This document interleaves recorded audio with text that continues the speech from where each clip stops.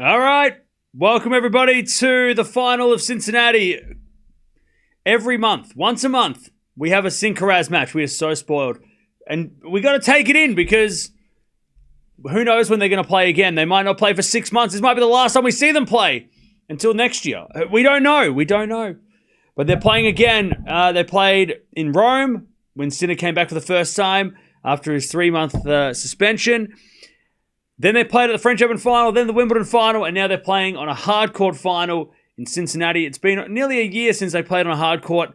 They played last year in Beijing final. That was an epic, as all these matches seem to be. Alcaraz has won most of the epics. They've played a bunch of times. They played 14 times. One of those was a challenger time, so you can count that if you want. But Sinner finally breaking the streak because Alcaraz was just winning every single time they played. And then Wimbledon happened. And coming back from a set down changed it.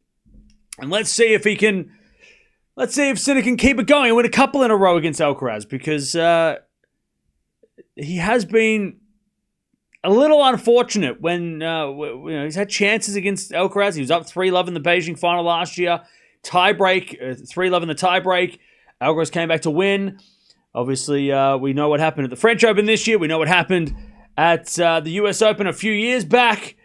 So it's been a tough time. I mean, Alcaraz seems to play his best against Sinner and come back and do the craziest things against Sinner. It seems like, and Djokovic too, a little bit, but mainly Sinner. Take it easy. You're in confusion. Bro, we have just started and you're coming at me like that. You need to relax, buddy. If you're not excited and you're fired up, then you are not a fan of tennis. I mean, I don't know what you're doing here. What are you doing here? Are you all right? Are you okay? You got to be fired. You got to lock in. By the way, thank you, Victoria, for the 10 gifted memberships. Appreciate that. Thank you for starting. That's very generous. You don't have to do that. But I appreciate it. Thank you for the 10 gifted. I would say that Sinner's going to win easy money. All right? Wait, did you say Sinner minus 200 with Sinner? Easy money? So wait, Sinner's... So you... Okay. They'll play again in China in the King's Slam. Well, the Six Kings Slam, I mean, yeah, okay, people count that. I don't count that. It's not an official match, so we'll forget about that match in like 20, 10 years. Because Nadal and Federer played an exhibition match, and we don't remember that either. So it's only the matches that they play on the ATP. Because we know Alcaraz for sure doesn't take exhibition matches seriously. So even if you win against Alcaraz in exhibition, look at all the exhibitions he's played and look at all the times he's lost, right? You're like, well, you shouldn't lose those matches. But it's an exhibition, so we can't count those. But it doesn't matter because Sinner won the last one anyway. So I don't know if you don't need to pretend like, we won that one. It's like, don't worry, you won Wimbledon. Don't worry about it. Who cares about that one? It's going to be hard for them. I guess they have to reach New York. Yeah, so 3 players today, which is really... I thought Paolini would definitely play the doubles tomorrow, but she is the one who pulled out, which I was a little surprised. But I guess she's played so much this week in doubles and singles, and next week, she's like, well, I don't have to play the mixed doubles. I can play the doubles and whatever. So she's not playing, but Swiatek, Sinner, and Alcaraz are all playing tomorrow. This time tomorrow, they're playing mixed doubles in a different state. So I don't know what they're going to do. I don't know how that's going to work. I don't know if they're going to withdraw. I didn't think Sinner would play, but he teamed up with Siniakova, so I don't know. I don't know. But who cares? We'll watch that tomorrow, and if they play, they play. If they don't, they don't. It's all about today. Who cares about tomorrow? We'll focus on today's matches. We'll watch tomorrow. We'll see what happens tomorrow. They might be, they might all not play. I don't know. They might all play. Who cares? So, these two have played a lot. Alcaraz was on a 5-match win streak against Sinner. Wasn't an easy 5 matches in a row, but it was. There were a couple of 5-setters in there at the French Open, and there was a couple of 3-setters as well, close straight sets as well. And I've said this the other day. In every match they've played, there hasn't been a beatdown at all. So neither player has had a chance to just demolish the other. Now, yes, there have been matches where the first set went one way and the other 2 sets went the other way pretty simply, but still a 3-setter. So, the first set, like in Croatia a couple of years ago, it was, tiebreak for Alcaraz, and then Sinner won 6-1, 6-1, right? It was a beatdown after the first, but it was still a 3-setter. We haven't had like a 6-1, 6-1, 2 straight sets over and done. So hopefully, we never get that, but we will eventually get that, and that'll be really weird to see. They played a lot of tie breaks against each other. A lot of tie breaks. On hard courts, Alcaraz leads 5-2 in the hard courts, which is a little strange because you would have thought that's Sinner's thing. But then it's been since Beijing 2023. They've only played twice on hard courts, one of those Indian Wells, and that's not really the hard court. That's not fast, right? It's a slow hard court. So you go, okay, Alcaraz is going to win Indian Wells because of the speed of the court. But yeah, it's kind of weird that he leads that. Whereas on the clay, you would think that would be Alcaraz's, that would be where Alcaraz dominates. And he does. Well, he doesn't dominate, but he wins that too. So let's see if Sinner can start turning that around. Hey, thank you, Rick, for becoming a member. Welcome back. Sinner almost did win the French, and then, there's been a lot of Sinner almost against Alcaraz. Right? He almost won this, and he almost won that. He should have done this. So, like, the head-to-head could have been even coming into these matches, but Alcaraz clutched those matches, and he leads. But don't get it twisted. That head-to-head is not. It doesn't feel. We've watched all those matches, pretty much every single match they played.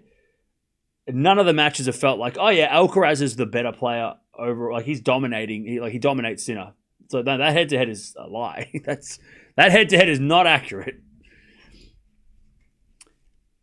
And I'm sure it's only going to be a matter of time before they level up. It's going to be level.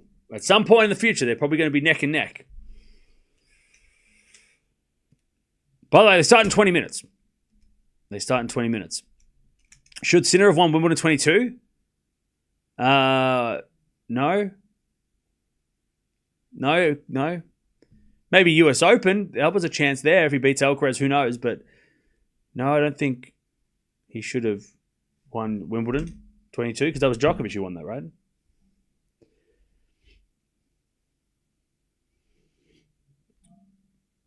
I'm watching practice at the US Open at the same time and watching this. Nice. By the way, thank you, Dutchy, for the updated schedule. So what's tomorrow look like? Nothing changed. They're still all playing.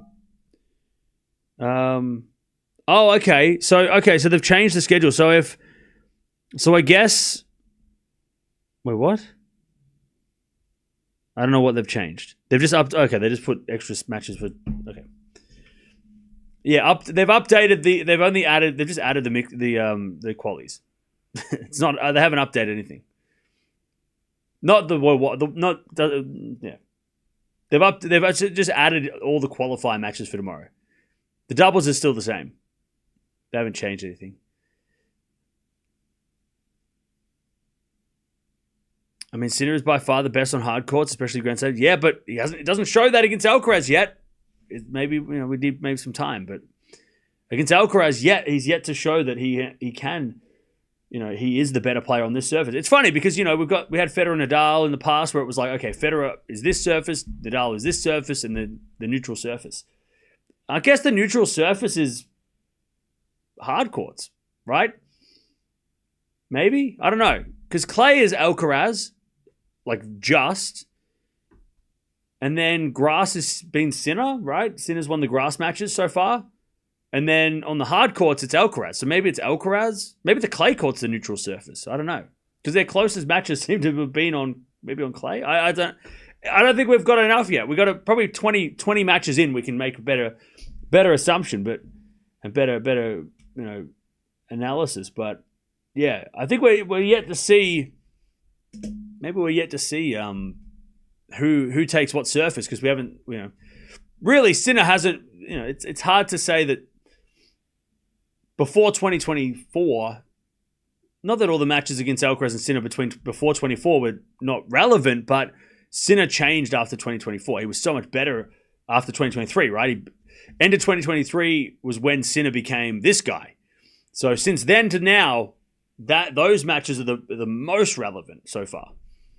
Because the early matches, Sinner wasn't the same guy. He cramped up. There was a lot of different issues. Obviously, Alcaraz wasn't the same either. So.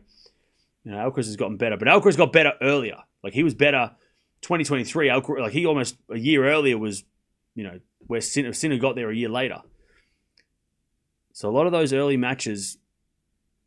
But then again, Sinner won a lot of those early matches too. So it's like, I don't know. We just need more. We need more Alcaraz. Today's going to be a big match though, because if Alcaraz wins today, that's a big deal. That means he's won 6 of the last 7, or I think that's right, 6 of the last 7, and that Wimbledon was. I wouldn't say Wimbledon was a fluke, because it definitely wasn't. Sinner won that fair and square, but that Wimbledon was like a blip for Alcaraz, right? And maybe the pressure of winning 3 in a row, maybe, all that stuff, the pressure of having, played Sinner a month earlier in a close match, maybe that got to him. If Sinner wins this, maybe it's a changing of the tide in this rivalry. Maybe Sinner's the one who starts to close the gap between them, right? In terms of rivalry, because he's obviously ahead of him in ranking. So today's a big match for that. It's a very interesting match for that. Because I think when we went into Wimbledon, obviously Wimbledon final, big deal, it was a big deal, all that stuff. But it didn't feel like maybe it was a tiny upset, because I think Alcaraz with the momentum against Sinner and had won Wimbledon twice in a row. Maybe it was a bit of an upset, but it didn't feel, I don't know, it didn't feel like as big of a deal as this match could be. Especially the result on this could really change things. Whereas Wimbledon, it's Sinner finally beat Alcaraz. Yay. But this kind of goes, okay, who does own this rivalry? Is Sinner going to start to take it? Or is Alcaraz going to go back to business and be like, I'm still better than you? Like this is important to see that. To see what happens with that. Obviously, Sinner's the defending champion as well of this tournament. Alcaraz had a heartbreak here 2 years ago against Djokovic, which I think was a rematch of the Wimbledon final, was it not? Back in 23, like the Djokovic and Alcaraz played at Wimbledon, and then obviously the 5-set epic, and then they played in Cincy, right? Which was just as epic. So yeah, that's kind of weird. It's a weird coincidence.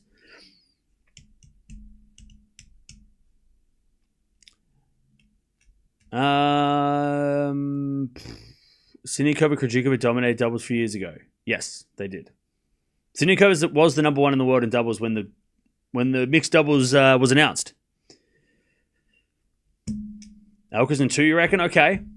This could be brutal. Yeah, but it also could be epic. Like, this match, I don't know what... I mean... Sinner has looked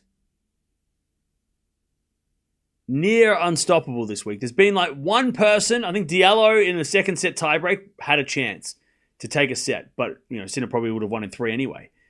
But other than that, everybody, Atman played a great first set. He served so well, and he held Sinner back until the second set when Sinner decided to, when Atman's serve broke, and that was it. It was a great effort from him. Sinner played, though, a very high level, and Atman hung on with him. But this is obviously a massive step up to anyone that Sinner's played this week. And Alcaraz kind of didn't get to play the match that he probably hoped for against Zverev. He's playing as Zverev, who was not 100%. And Alcaraz has had weird moments, as he often does. But also, he had weird moments at the French Open. He won that anyway. So, coming into this, you go, well, Sinner's playing better. But Alcaraz plays better against Sinner. For some, like he gets up for this one, like...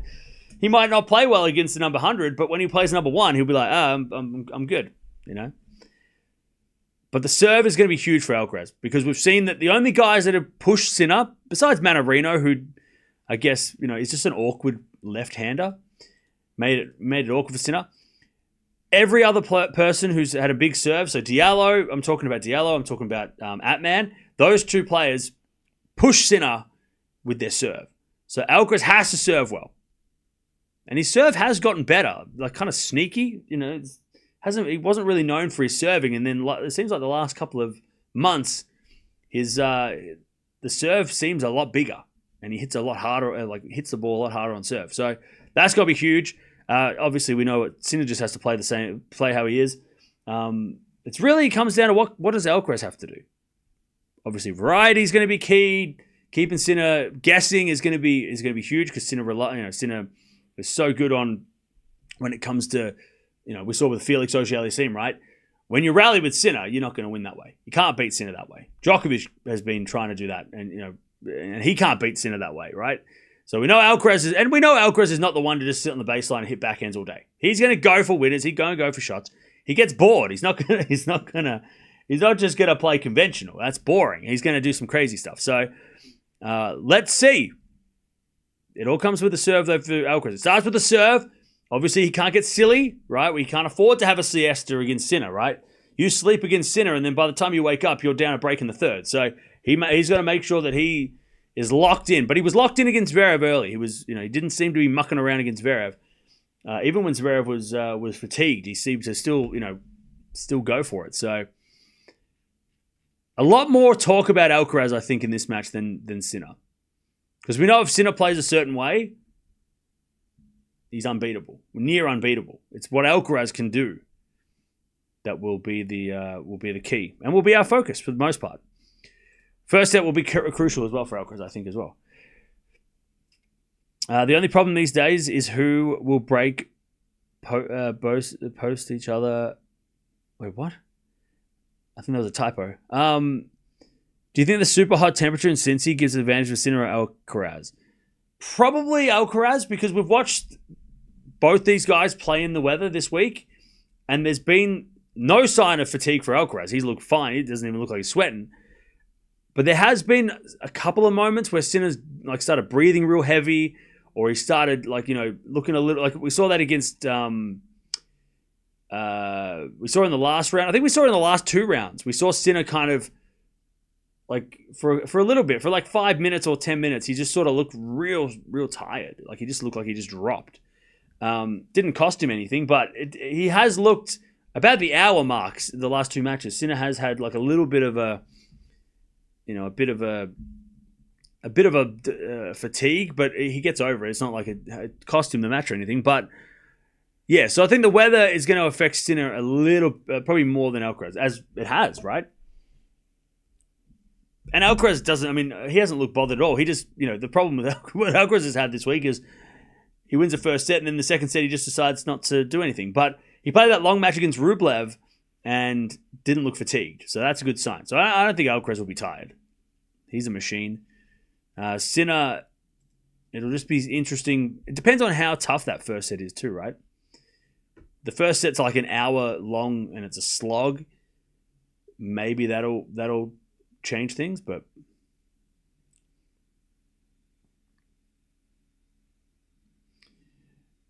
is it me or is Alcaraz becoming more and more arrogant? It's just you. Why do they keep finals in night session? Because these players have to go tomorrow to New York. So that's why. Worried for the stamina for the US Open? Nah. These guys will be fine for the US Open. I'm a Sinner fan, but I respect Alcaraz. Okay, cool. Scheduling has to get better. Finals on Monday, then such a turnaround to mixed doubles. Yeah. Look, I think next year, if the mixed doubles is the same place and these guys make the final, they won't. I think the mixed doubles is one of those things where I think the first one, because it's a new concept and it's a new thing, they're going all out and all the players are involved. I don't know if next year people are the players are going to prioritize the mixed doubles like they have this year. I think this year it's sort of like a new novelty kind of thing. But next year, I'm sure that next year, and especially if players that play the mixed doubles lose early at the US Open in the singles, which is what they came here to do, I think the mixed doubles will, yes, it's different. Yes, it's interesting, but I don't know how long, if it's got longevity with the top players. I don't think these big names are going to play every single mixed doubles when they've got Cincinnati and the singles to worry about. But we'll see. These guys might play tomorrow. They might not. I would be shocked if they played a 3-hour epic and then came back tomorrow and played doubles. But I think Alcaraz kind of has to play doubles because he's playing with Raducanu, and they've made him and her the face of the tournament. Hey, mixed doubles, and look at this. Look at this team. Whereas Sinner he wasn't really part of the marketing. So we'll see. It's crazy they have to play tomorrow. If they didn't have to play tomorrow, I'd say they'd play. But tomorrow, they have to play tomorrow? That's crazy. They have to fly out tonight to get there tomorrow. Like, not to mention Swiatek has to do the same, right? And she plays tonight. But who cares about the mixed doubles right now? We'll talk about this. We'll watch this and then we'll see what happens.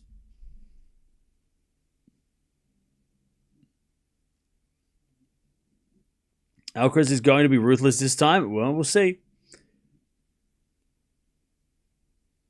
It's got tickets for the Wednesday final. Hey, enjoy that. That'll be fun.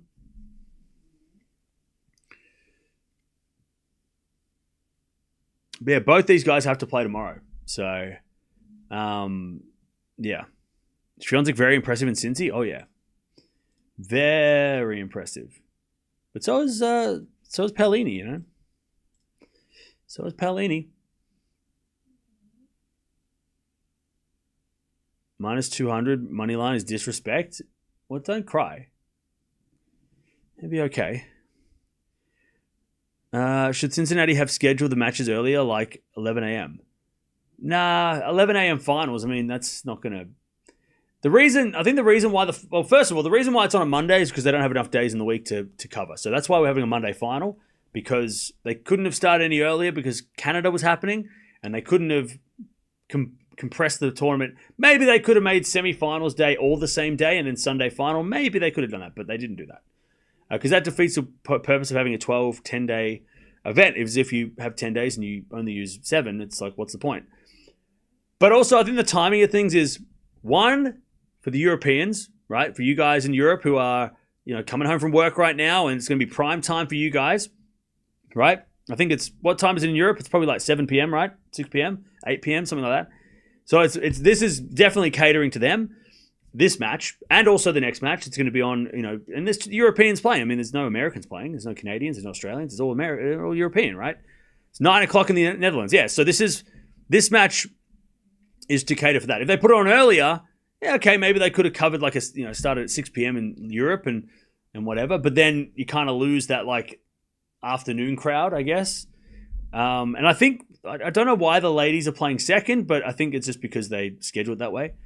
But I also maybe think they thought that there's more of a chance of an American woman to make the final than the men, so that maybe they decided put the women's final at night because maybe Coco's in there. Obviously, none of that happened, but the Keys, Gauff, Pegula, they had maybe more Anisimova, right? Maybe they thought, we could probably get a women's finalist. Not that Fritz couldn't make the final, but Alcaraz and Sinner,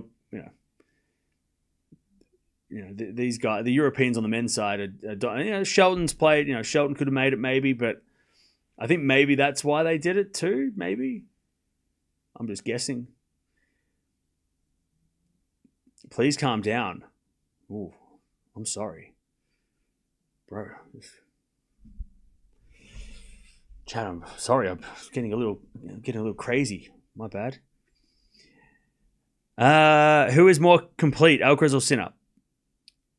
Alcaraz has more weapons, but also more options in his game. So I would say Alcaraz is a more complete player.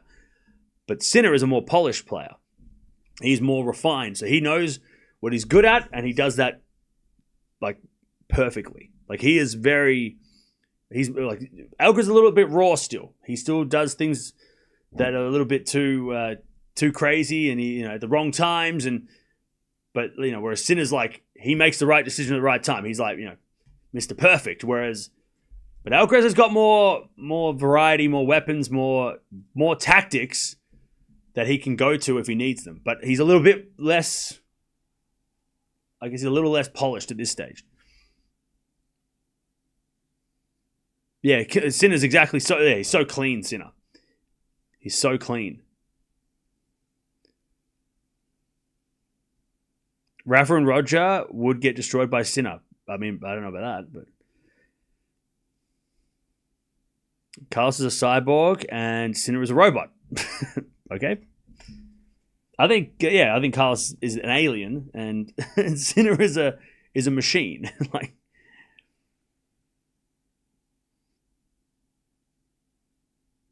Carlos has more fun. Yeah, but Alcaraz is a little bit less. I mean, less serious, I guess, at times, which can sometimes hurt his. Especially when he wins the first set and he just takes the second set to just have some fun, which sometimes turns out he has to play 3 sets in, right? So, But that's why I think when Alcaraz starts to and look, maybe he never does. Maybe he's never going to be as serious as Sinner is. Because maybe he won't like tennis if he has to be like that. But if he does do that, that is scary. Because he's already got everything. He can do everything. And then when he's I'm not saying that he's unfocused and he's mucking around. He doesn't he's not, he's obviously won a bunch of slams, so what he's doing is working. But if he just locked in those moments where he kind of gives away free points and he plays a little silly, if he doesn't do that, okay, good luck with that. Try and beat that guy. Good luck. Good luck. I'll be watching. All right, players are ready to come out of court. Jeez, it is a nice day. It is sunshine. It is looking stinking hot. It is packed crowd almost where people are coming in now. So it's all happening.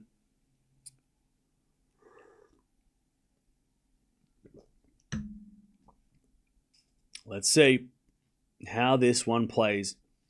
This is going to be a hell of a match. We love Synchronized matches. Like I said, chat, we've had 4 in 4 months. At the end of May, we had Rome. Or in the start of May, we had Rome. The final of Rome, which first time Sinner comes back, they play each other, which is wild. That Sinner made the final, but also that we're able to get that match straight away. Then we had a rematch at the French Open, one of the greatest matches of all time. Probably the greatest French Open match of all time, at least that I can remember. You could probably name other finals, but it's going to be hard to beat that one as the longest final of all time, so that is a record. Then they both went their separate ways. Alcaraz went and played Queen's Club. He won that. Sinner went and played Halle, and Bublik, the boogeyman, came out and beat him. And then they met at Wimbledon. They both made the final pretty easily. I mean, Alcaraz had a lot more challenges, and obviously Sinner had that Dimitrov match. But besides those, maybe one or two matches for Alcaraz or one match for Sinner, they both pretty much got to the final without really that big of a deal. Got to the final, looked like Alcaraz was going to do it again, and then Sinner finally wins. So then, what? A month, 6 weeks later, we're here. 5 weeks later, we're here. Maybe. Not even, maybe 4 weeks even. So that has been crazy. I mean, this is crazy. This is, again, this is crazy that we get this match. We've had this match. Sinner has played 6 events this year, right? He's played Alcaraz in 4 of them. What? That's crazy. It's so awesome. Oh, it's so awesome. It is so awesome. Because it is, Sinkaraz is the modern day, it is the new version of Fadal, of Djokovic Nadal. It's the match that everybody wants to see, and we're getting it every time, which means the consistency is up there with those guys, making the finals of these events consistently. And it's when they don't play in the same tournament that they seem to not meet. But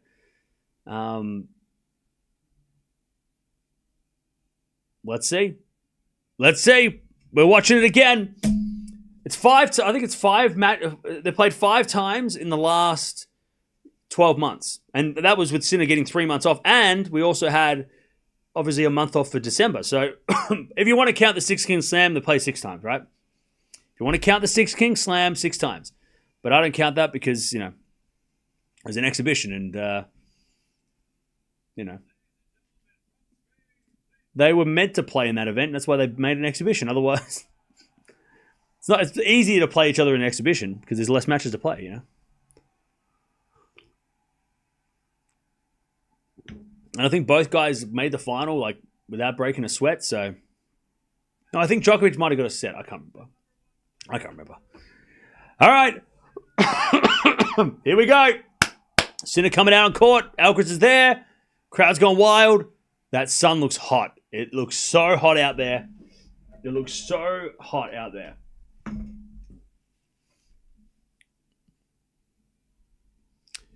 Carlos sees Sinner more than his own family.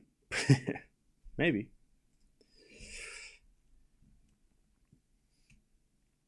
Looks like these two are playing many, many finals for many more years. I don't see anyone getting close to them at present. Yeah, look, I don't think there's a guy or two players or three players that are like consistently at this stage as good as these guys, like Djokovic and Murray were when Nadal and Federer were dominating. But there are going to be guys that are going to stop them. Like, I don't think the gap is as big between these two guys and everybody else. I think there's going to be chances for, like, obviously Draper's been one of those guys, right? Rune's been one of those guys at times. Musetti and Feast, they almost beat Alcaraz at times as well on the clay. So I don't think we're going to, like, this. There's not like a third or a fourth guy that's like going to ruin the party consistently. But there are other guys that will ruin the party. There will be players that stop this matchup from happening. Maybe not consistently, like, oh, well, Draper's going to stop this all the time. No. But there might be a time where Draper plays Sinner in the final instead because he beats Alcaraz. Or, Rune beats Sinner and then it's someone else, somebody else in the final, right? With Alcaraz. So, whereas it doesn't feel like there's another, like, there's not a third and fourth guy, but there's definitely a group of players that could stop this. But we haven't had that. I mean, we didn't get Rune versus Sinner, which was a shame. In the semis, that would have been interesting to see how that played. Shelton obviously ran out of gas when he played Zverev, and then Zverev ran out of gas when he played Alcaraz, so we didn't get that. Rublev almost ruined the party by beating Alcaraz, but he just couldn't serve it to get to that tiebreak. So, even the guys, we're talking the young guys, but even the Zverev and Rublevs, they're there as well, right? I mean, Dimitrov almost stopped the Wimbledon match from happening, right? So I don't think it's like one or two guys are like on this level consistently, but I think there are going to be definitely times where we don't get this match in the final. That's why this right now is so rare and so lucky that we got like 4 finals in 4 months between these guys, because one of these guys will lose before a final eventually. Like, one of these guys is going to lose before the final in the next 6 months. It's going to happen. Are you Aussie? Yes, I am. Thank you for the donation. Appreciate that. Yes, I am Australian. All right. They are warming up. And we are ready to go. Thanks for joining us. Don't forget to subscribe as well if you haven't already. Also, don't forget to like the video. We're almost at 500 likes. Alcaraz again. It's almost a given. So that means what? They're going to play at the US Open or they're going to play in Shanghai? Well, they are going to play at the Six King Slam if they make the final, I guess. But they can't play at the Laver Cup because they're on the same team. But I guess the next time they play is Beijing. Is Beijing next? Yeah, Beijing's the end of next month, right? So yeah. Or they play the US Open final, which means that's their match, the Alcaraz September match, which we're now expecting. If they don't play for 2 months, I'm gonna be pissed. I'm gonna be so angry. They promised every time they play, we have to watch them now. I'm gonna be angry.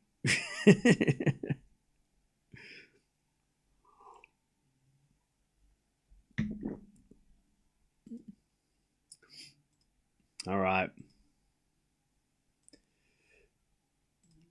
I don't know who's going to serve, but I'll tell you in a second. I only hope that Djokovic hasn't been practicing. Yeah, I don't know what. No, we don't know what. Djokovic is coming in as like a bit of a wild card going to the US Open this year. No idea what to expect from him. At what time they're playing? They're playing like 3 minutes. Has it started? Not yet. It will start in about 3 minutes. I want to see Fonseca versus Carlos at Laver Cup. Yeah, me too. On hard court, Sinner is better. Well, head-to-head would say no. So Sinner, he hasn't lost a set all week. He has played 3 tiebreaks, though, and I think he saved set points in one of those tiebreaks. So has been a very, very nice tournament. Of course, Alcaraz has had 2 matches where he's had to play 3 sets. So we'll see if that makes any difference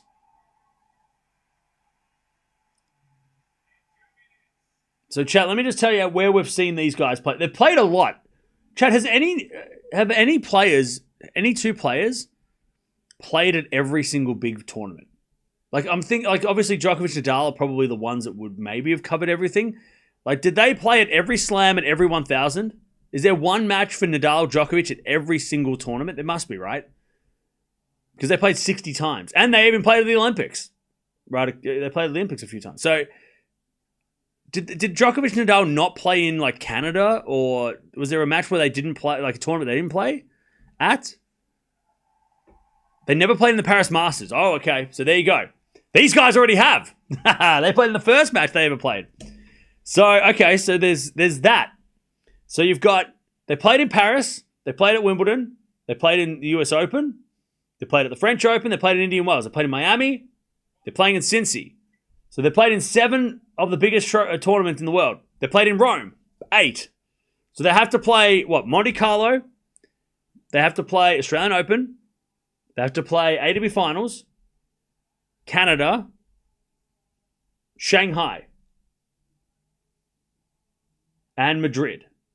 So they've already played half of the big tournaments. There's only 6 left, and they're just getting started. So that's kind of crazy that they've ticked all those boxes. So they've got to play 6 more big tournaments. Plus, then there's that new Saudi event coming around, that 1,000. So that's going to be another one. So Alcaraz are trying to cover everything, because of course the most famous match we never got was Nadal in New York, right? Federer and Nadal, New York. We didn't get that. I'm sure we didn't get that a lot at other places too, but that was the one that we never saw that, which was such a shame. We had it was this close so many times. So many times. It was so close. But these guys are playing. This is another big, not just a big match. It's a big final, right? But yeah, they've covered a lot of tournaments already. They've played a lot of the big tournaments. So they've still got to play Australian Open, which is probably going to be for Alcaraz seems to be the hardest tournament for him to do well at. We haven't seen him, make the semis of that yet. So that seems to be the one that's at this stage is the one that's the least likely going to happen in the future, unless Alcaraz makes this final next year. But Sinner's going to make the final, so that's at least a plus. And then what? Indian Wells, they played a bunch. They played Miami. They played Madrid. Will only be a matter of time.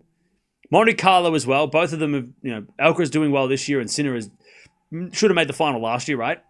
So they'll play Monte Carlo eventually, I'm sure, against each other. Canada might be the hardest, because Canada, most times they don't want to play.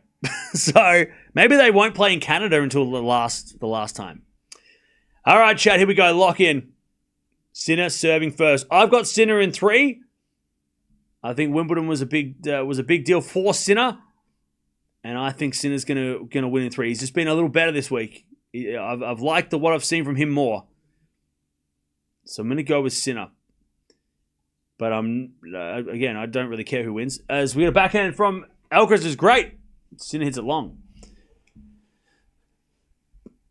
It's one of those things where you're like, yeah, I'm going to pick someone because I have to, but also, if I'm not right, I'm not going to cry.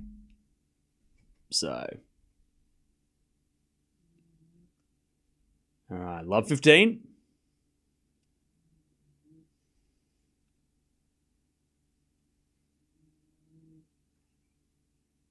And Sinner serves a fault. Second serve. We just want an exciting, fun match. Exactly. As return goes in. Backhand Alcaraz down the line. Sinner on the stretch gets it, but it's long. Love 30. Alcaraz is already going after Sinner. He is already attacking him in the first game here. Okay.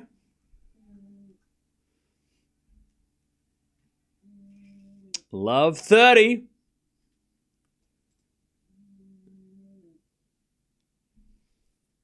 Love 30.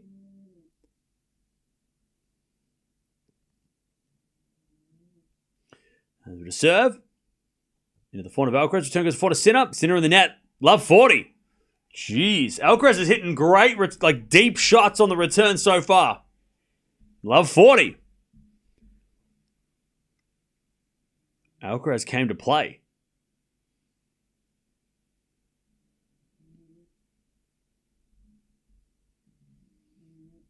All right. We get a fault from Sinner. Second serve.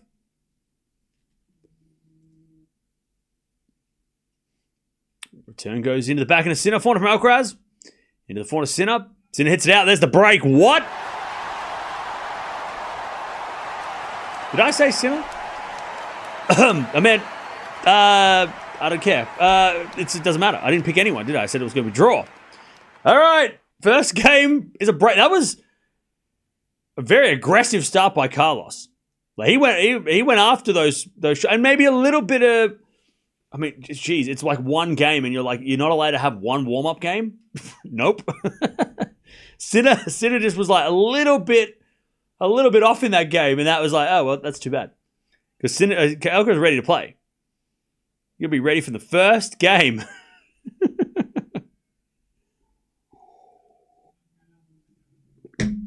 All right. Alcaraz with a break, one love.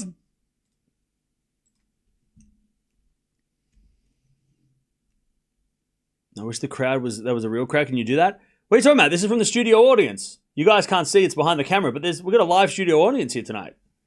That's what they were cheering for. They're watching this on screens, but they're all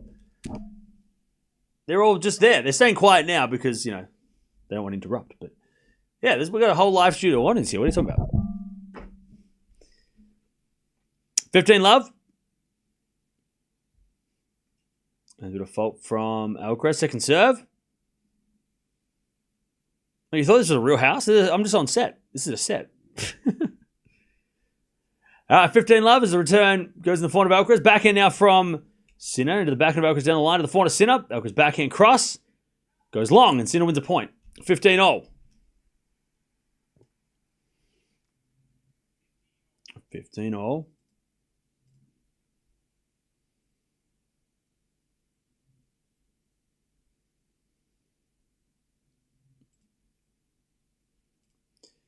$15-all.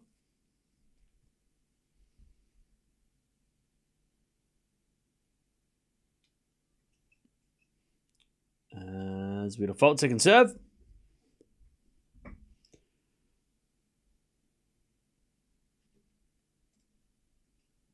Serve into the forehand of Sinner. Return goes deep into the forehand of Alcaraz. Sinner backhand goes long. And it's 30-15. 30-15.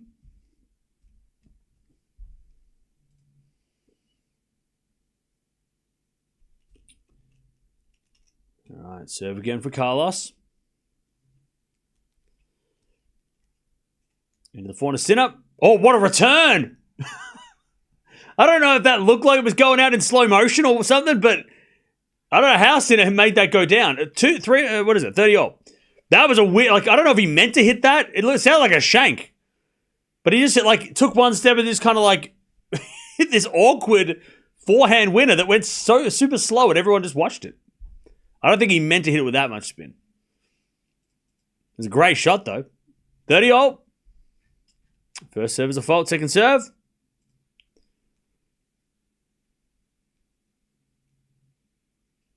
As a return goes into the forehand of Alcaraz. Back in now from Sinner. That goes wide. I don't know what.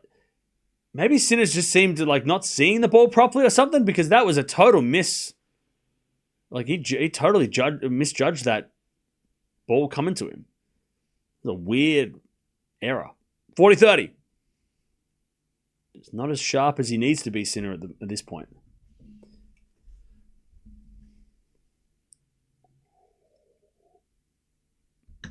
He hasn't found the radar on his backhand yet. As Alcaraz serves a fault. Second serve.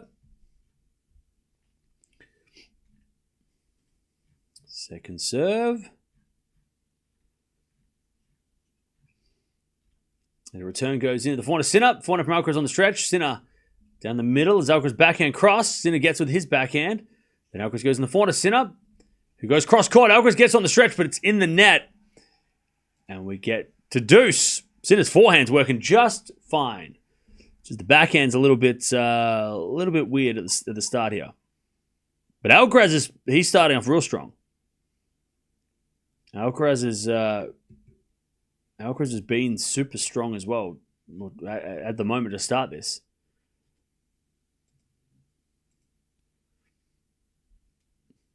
All right, deuce. As we get a fault, second serve.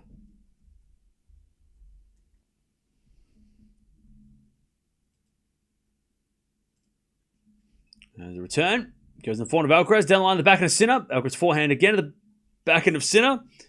Alcaraz another forehand as Sinner runs around into forehand long. Advantage Alcaraz. To go to 2-love. Advantage Alcaraz. More Sinner fans today on chat, I think. Maybe.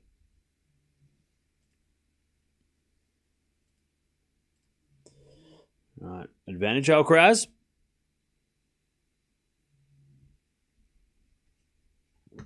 As a return from Sinner goes to forehand of Alcaraz. Sinner with a forehand in the net. 2-love Alcaraz. I don't know what's going on with Sinner, but Alcaraz is locked in.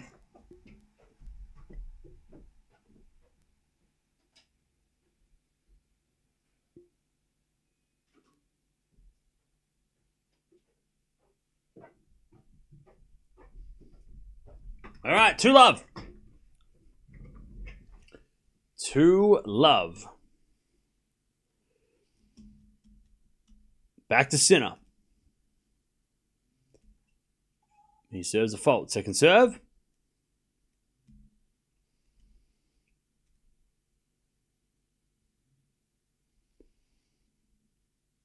Serving to the forehand. Double fault Sinner. Love 15. What? Sinner with a double fault. That is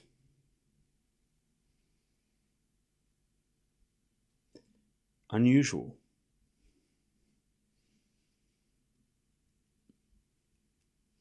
All right. 7 to the forehand of Alcaraz. Return goes back into Sinner. Alcaraz backhand into the forehand of Sinner. Sinner in the net. Love 30. I don't know what's going on with Jannik Sinner, but he is not himself right now. He's hit 7 unforced errors already. And he's got that. We said this earlier that maybe the heat was going to affect Sinner more than Alcaraz, right? I don't know why it's affecting him in the first game. But it seems like maybe the heat is already starting to take a toll. Because he's walking around like he was the other matches where he, about an hour in, where he was kind of just like, he's not walking as purposefully as he was. He's kind of like stumbling around a little bit. Love 30.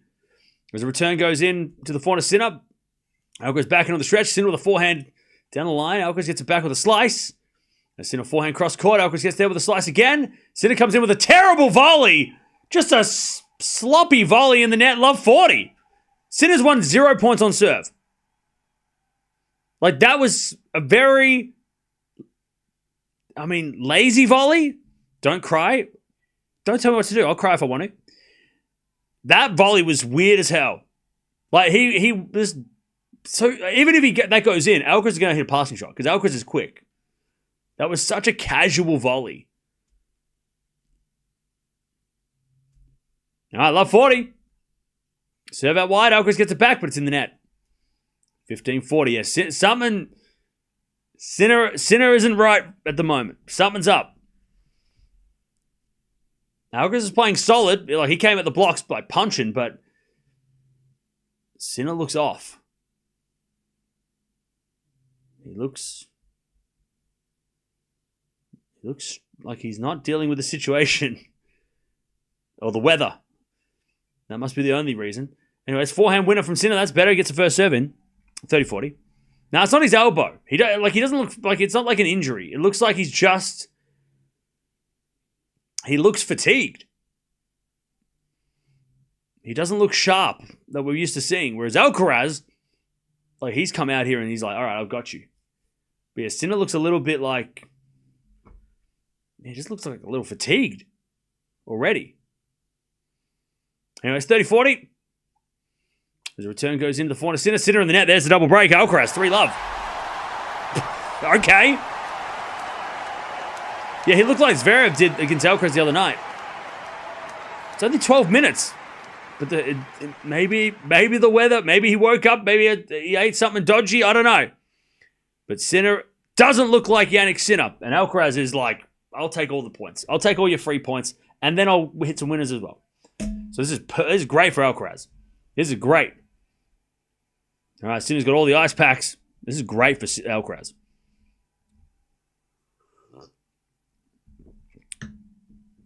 This is a perfect start for Alcaraz. He just looks sluggish. Yeah, he does, which is unusual because Sinner doesn't usually look like that. He usually looks really sharp and prepared. But he does look, he looks hungover. He wouldn't be hungover.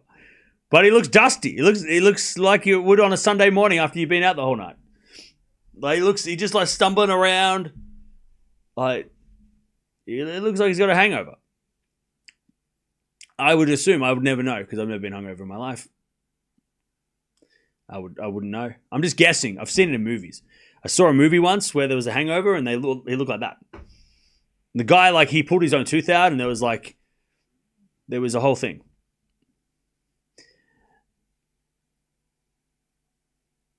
Being number one, he must have had some fun. Yep. Andy, are you using your work computer again?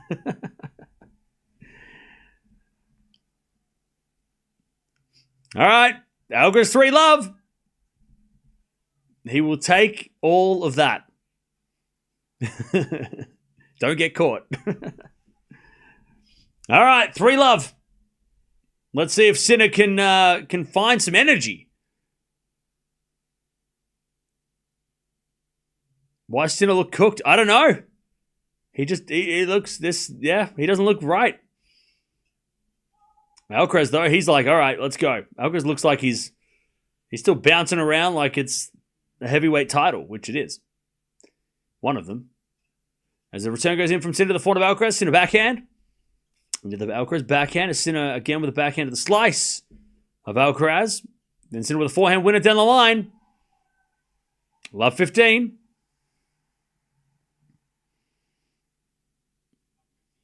Love 15.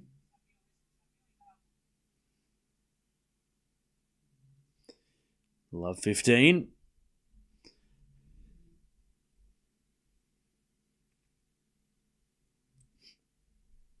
I don't think Sinner's the kind of guy to get a hangover before a match, but the heat is definitely getting to him.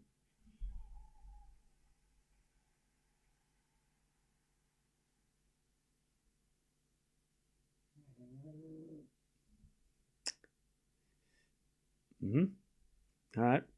15-all. I was making a joke. It was a joke. It's a joke. All right, 15-all. As Alcaraz serves into the forehand of Sinner, return in the net, 30-15. Alcaraz is serving well. That was part of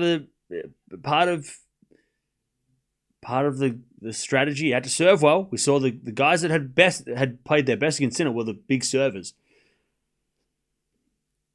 But the thing is, like, none of the guys that Sinner's played this week have had to play this, like, Sinner looking like this either. So Sinner hasn't looked like this at all this week.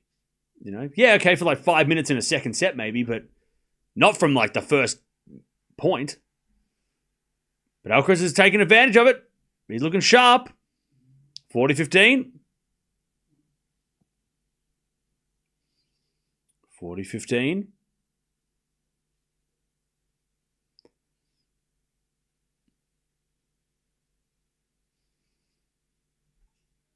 As a return goes out by Sinner, 4 love Alcaraz.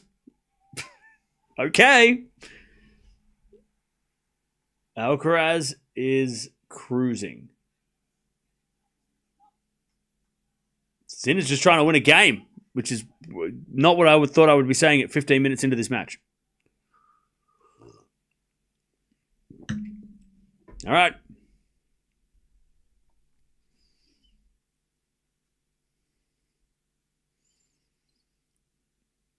Sinner serves.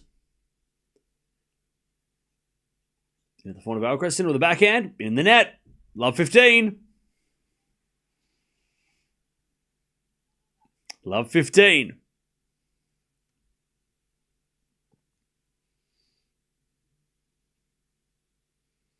Well, shout out to Deb. Thank you for...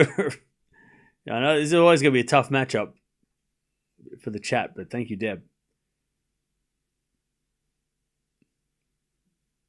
Keeping things civil.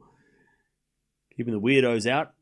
As the return goes in the forehand to Sinner. Forehand from Alcaraz on the stretch. Sinner with the forehand again to the forehand of Alcaraz. Sinner's backhand. Into that Alcaraz backhand. Sinner with the forehand. Goes long. Love 30. God, Sinner just making all the errors. Alcaraz is playing well. Very well. Very, very well. But Sinner is not playing near his level. And the combination of that is what we're watching. Love 30. Sinner serves.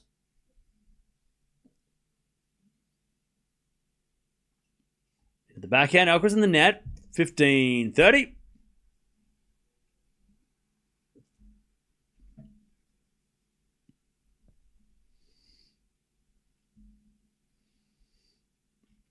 $15.30.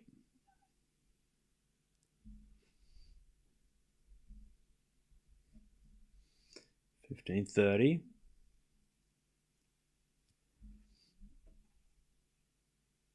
Sinner serves a fault. Second serve.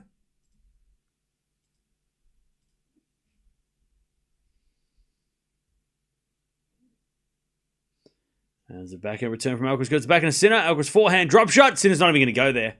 15-40. Sinner didn't even try. Like, he knew that he walked away. Like, the drop shot was, and he just went, no, I don't think so. By the way, that ball kid is taller than Sinner, and Sinner's tall. So that's interesting. All right, 15-40. Sinner serves.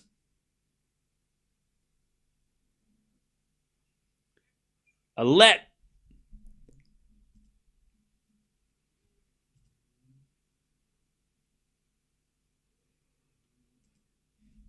Serve again.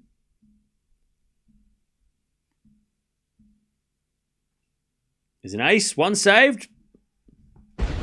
30-40.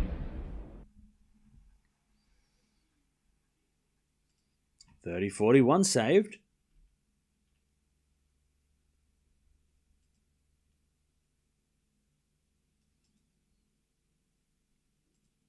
All right, serve again. Still a break point here. Sinner serves a fault. Second serve.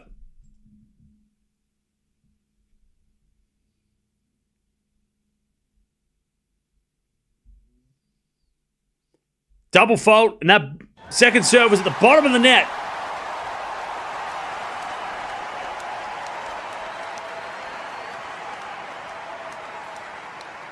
$20 minutes, 5 love. Now, Chad, I'm not a doctor, but I play one on TV. I'm guessing that Sinner has got something going on. He's got food poisoning.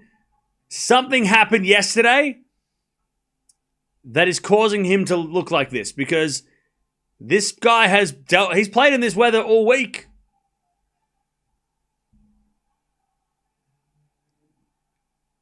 There's got to, and we can't look. We can credit Alcaraz for playing well, but we can't be like, oh well, it's because of Alcaraz. It's got nothing to do with Alcaraz.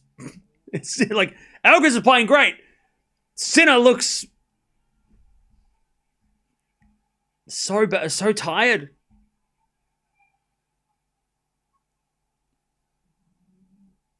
I can't hear what they're saying, but Sinner's talking to the docs, both doctors. 2 doctors. And I don't know if he can have a medical timeout if it's a... Sinner, I don't think... Is Sinner going to retire? Is Sinner going to retire? I think Sinner's going to retire.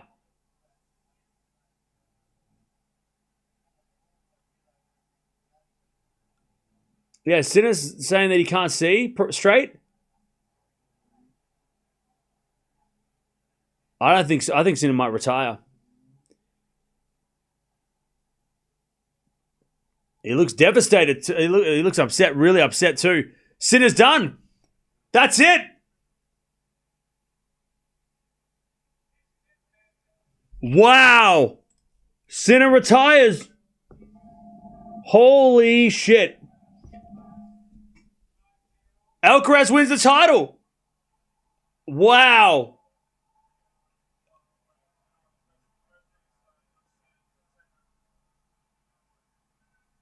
Wow. Holy hell.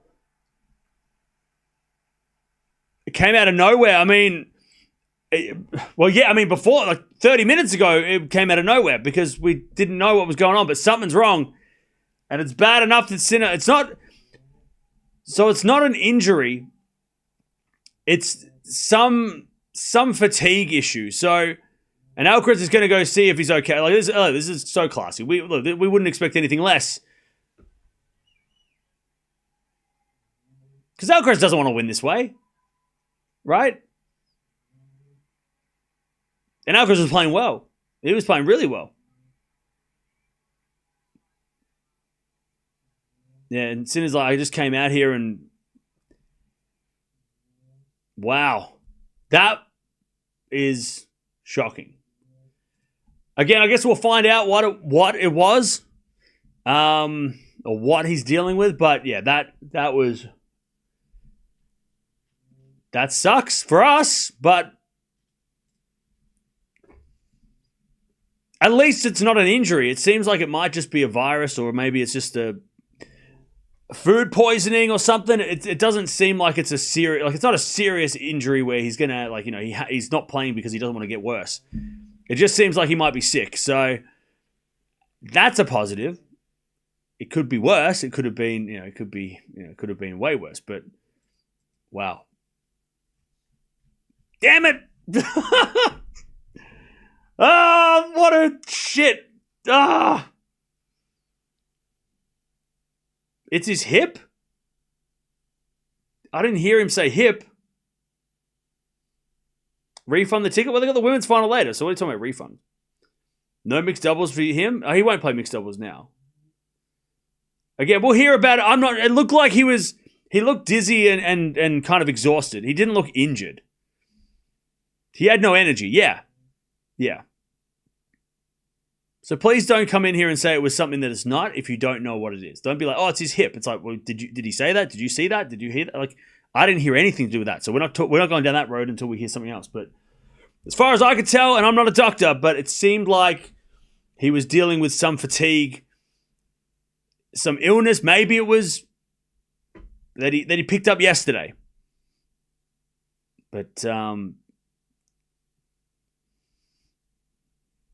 that sucks for us. It sucks for us. Alcaraz was playing well. He was starting strong, but Sinner wasn't there. Yeah, I'm not a doctor. No, I'm sorry. Surprise, I'm not a doctor. But holy hell.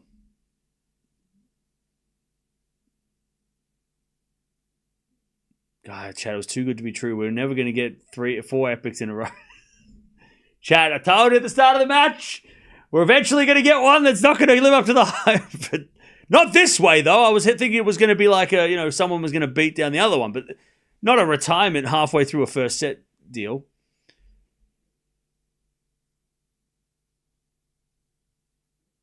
Man, it sucks for everybody. It sucks for Alcaraz because he got given the trophy and, he would rather have won the trophy. It sucks for Sinner because he's dealing with some issue that has popped up at the worst time. I'll tell you, Alcaraz is definitely playing mixed doubles tomorrow. No doubt about that. He'll go to New York tomorrow and play that because he'll be fine. Sinner, I don't think will, because if he's sick today, well, is he going to get better tomorrow? I don't know. Wait, Cam, you're not a doctor? No, I'm just playing one on TV. Man, but we'll hear more. We'll hear more about what happened or what Sinner was dealing with in the press conference and stuff. So, yeah. We'll just wait to hear what Sinner has to say. And we can go from there. But, man, what a bummer. What a bummer. Loads of excuses. Yeah, there's excuses, but there's also reasons. You know, I mean, they're the same thing. Maybe they are. Maybe it just depends on, you know, your opinion on things. Alcaraz was superior. Yeah, but if you watch the match, you can't, unless you're blinded by the glare of the court. Sinner was not looking good, but you want to see what you want to see. That's fine. Alcaraz was playing well, but I mean, if you're going to be honest with yourself, Sinner was not near his best. Do people get a refund? No, because they get to watch the women's match later. So they'll watch the women's final tonight, so they don't have to.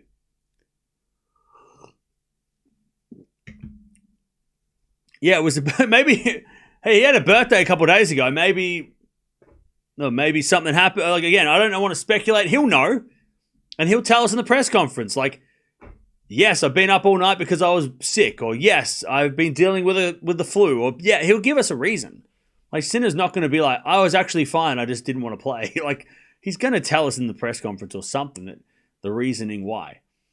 You know, Sinner's not going to. Again, especially if it's not like an injury. Like, if it was an injury and he didn't want anyone to know, maybe he would be like a little less honest about it and a little more private about it. But because it's probably going to be something that he gets over in a couple of days, he just needs to get some rest.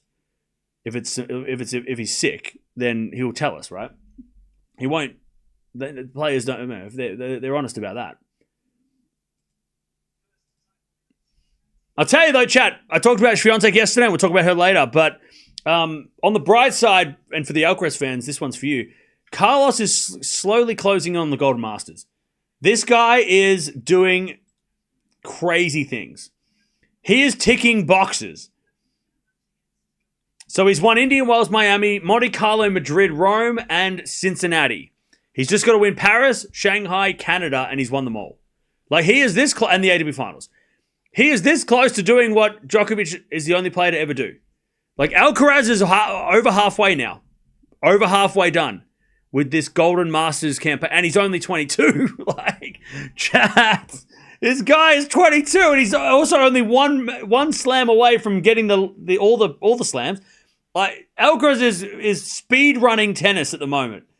He is speed running achievements at tennis. He's like, oh, it took you 38 years to do that? All right, it was going to take me 22. All right, I'm going to do this in 20. Like Alcaraz is doing things at a lightning speed. We're like, hang on, slow down. We don't, hey, whoa, slow down. By the way, Alcaraz, he's played the last 3 times he's played a 1,000, he's won. He missed out on Madrid and Canada, but he won the other ones that he played. He's 3 out of 5 this year when he plays Masters 1,000. So that's also a thing that he's doing. So, yeah. But we'll have a listen to what Sinner has to say here in this what is it called? What is it called? Ceremony. The ceremony. We'll hear what Sinner has to say in the ceremony. All right. I didn't want to make this money this way, but thank you, Cam and Sinner. No worries. Thank you for the 50. Appreciate that. Andy, thank you. I appreciate it. Yeah, it sucks we only got a 20-minute final. Luckily, we got 2 finals today, but yeah, that sucks. And Alcaraz doesn't know what to do because he don't want to celebrate, right? Because he doesn't feel like he won. He doesn't feel like he, like, what's he going to do? Yeah, he just goes over to his team and just like, what do we do? Like, what do you do? What do you do? By the way, can we just also credit Alcaraz? Not that anyone would start doing cartwheels and backflips after winning this match this way, but the way that Alcaraz is, he is so empathetic, right? Yes, okay, he gets upset when he lost the Olympic final. He was in tears. He lost this final 2 years ago. He was sad. He was upset. But when somebody else has something like this happen, when his opponent has to retire, his opponent is injured, or something happens on the other side, he is not doing it for the cameras. He's not like, oh, I'm going to be Mr. Nice Guy because everyone's watching. he actually genuinely cares. Like, he's actually the nicest guy. He's not just doing it because, like, oh, everyone's watching.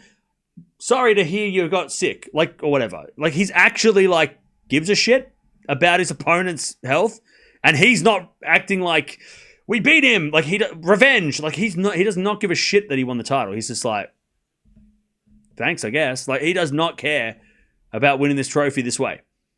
You know, he's not celebrating.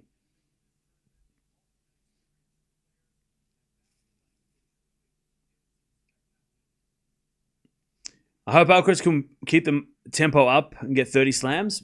Yeah, I mean, that's a long way away, but hey, he's on track to do more special things.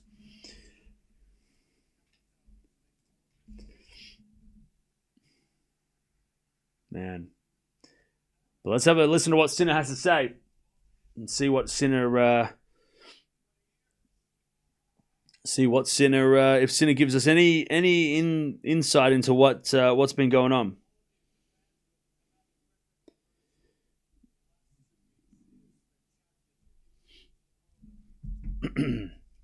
Carlos a class act? Oh yeah. So there's not an injury. It seems like he was unwell, but again, we'll get some insight, and then we'll talk about it. We'll get a bit of an insight before we start. We'll hear what Sinner says, and then we'll we'll take him at his word, for what reason he gives.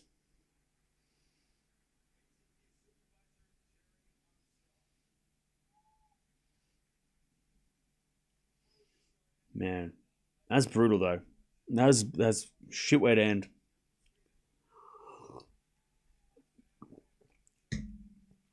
All right, Muhammad gets his. He gets a trophy. This is gonna be the quickest payday for him. He just rocks up and gets a present for 20 minutes work. Muhammad jeez.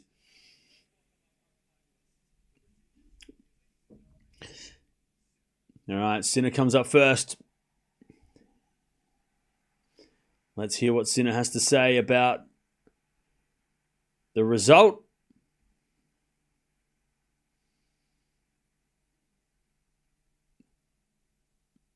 Here we go. What's he going to say?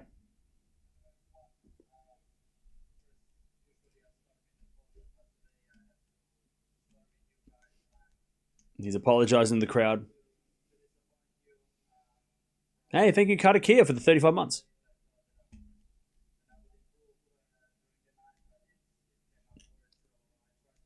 Yeah, he got sick. He was sick all night.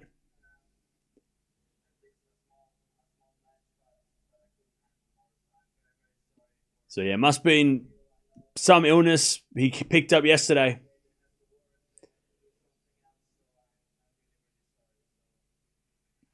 So yeah, so Sinner said he was up all night with whatever he was dealing with.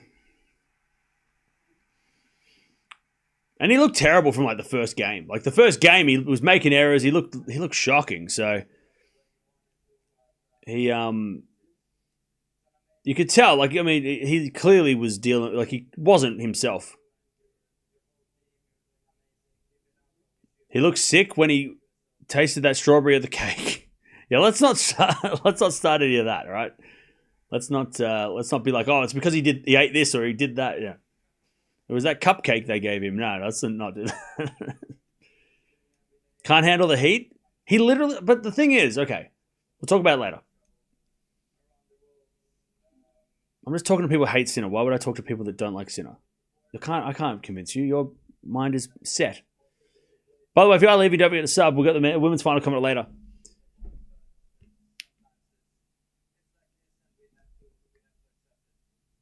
Very well spoken by Sinner, by the way. He is saying all the right things. And he is apologizing to his team. But his team knew that too, right? His team would have known. I mean, look, there was nothing stopping him from not even coming out today. He could have just been like, I'm not playing because I don't feel well. But he came out, he gave it a shot, didn't work. You know? He wanted to come out here and at least try. You know?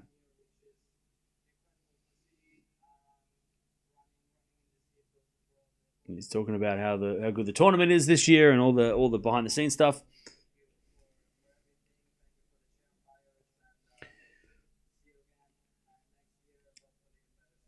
See you next year in better shape, he says. And, yeah.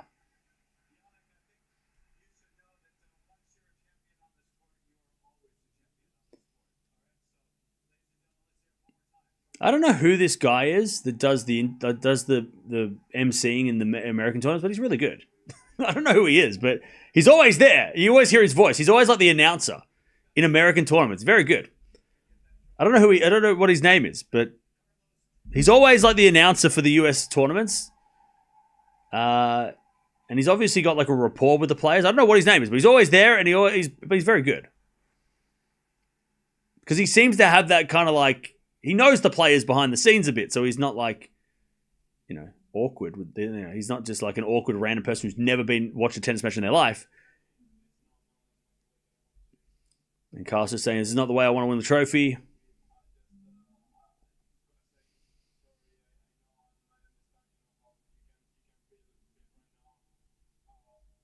He's like, I know you feel sad right now.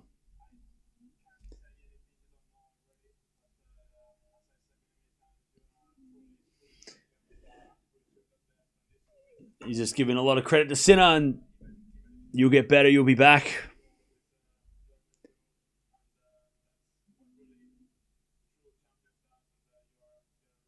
He's giving a lot of credit to Sinner for being a true champion. You'll be back in action no time.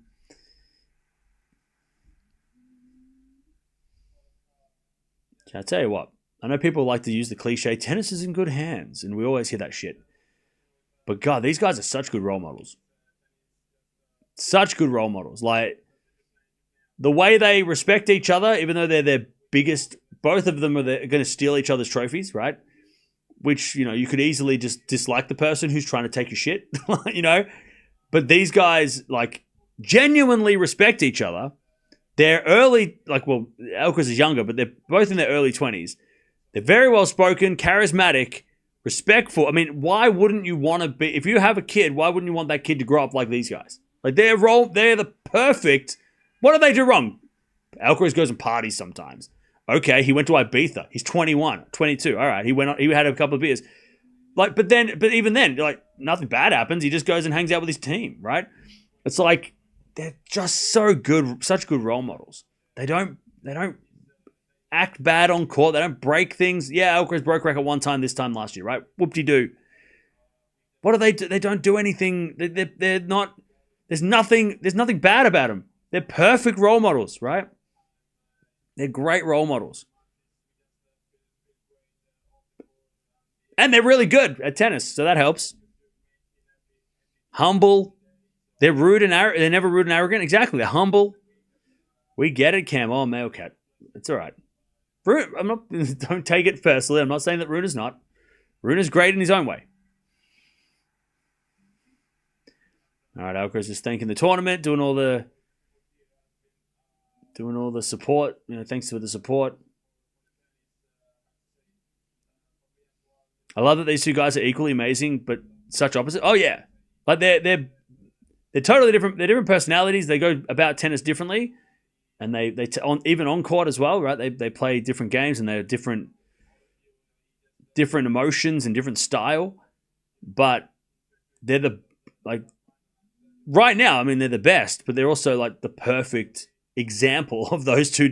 If you want to be, super, frosty and super, Iceman, you be like Sinner. If you want to be a bit more emotional, a bit more aggressive, a bit more vocal, Alcaraz is the guy you look up to. Like, again, they're just like the perfect versions of those two different personality types, Alcaraz wins. He lifts the trophy, and this is such a tough one because Alcaraz is not going to celebrate, and he's just kind of like, thanks for the trophy. Like Alcaraz is taking this so look, nobody wouldn't expect anybody to start doing backflips, but so he's just like, thanks, I guess. Like, he doesn't know what to do. None of us know what to do. Male cat. Why is the final a 3-pm in the dead heat and why upgrade with no roof? It's bad for fans and players. Thank you, Viva, for the 5. Mailcat, why did Sinner quit? Who said he played Monte Carlo injured? Okay. What was that? Why is a 3 p.m. final in the dead heat? Scheduling, broadcast scheduling, probably. Why didn't they build a roof for the upgrade? I don't know. You have to ask them that. But it does suck for fans and players, for sure, not having a Conservative Coffee Fund. Hey, thank you, Gluten-Free, for the coffee fund. Appreciate that. I'll definitely buy a coffee today. All right, now. Cam, okay, we get it. Okay. Obviously, you don't get it because you're doing that. All right. We're going to leave, I guess. Come back in a couple of hours because we've got 2 hours for the women's final. Real quick, do you think Sinner or Alcaraz can beat Prime Nadal and Clay? No. That's ridiculous. You going to nap? Nah, I slept already. 100% with you? Thank you. That's nice. Commentators asking, why did Sinner commit to the mixed doubles if he doesn't feel well? Yeah, I mean, maybe... I don't know. Yeah, well, I don't think he'll play the mixed doubles, though. I would be... If he rocks up tomorrow and plays the mixed doubles, either it was a 24-hour bug, which obviously affected him in this final, or he can play mixed doubles because it's not as taxing. I don't think he'll play tomorrow. I'll be shocked if he played tomorrow. Alcaraz will definitely play tomorrow. I'd be shocked if he played tomorrow. Sinner, though. I mean, not to mention, if he does play, can you imagine all the people that can come in tomorrow's stream and be like, hang on a second, I thought he was sick. Like, can you imagine? All those people that can come in tomorrow and watch these matches that we're going to watch in the mixed doubles, and Sinner plays and everyone's going to, like, he should just not play just out of, like, just to avoid all those trolls, you know? Like, the amount of people, it's already going to happen. Like, but he's playing the mixed doubles. Why didn't he couldn't play today? Like, it's going to be crazy.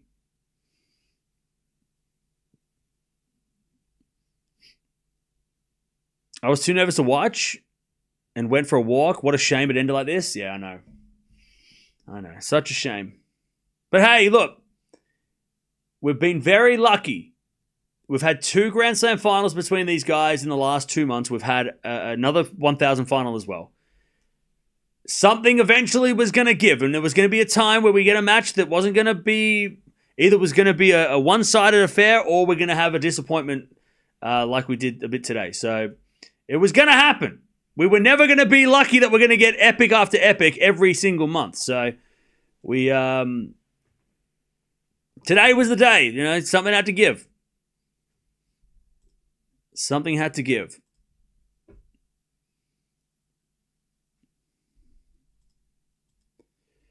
Something had to give.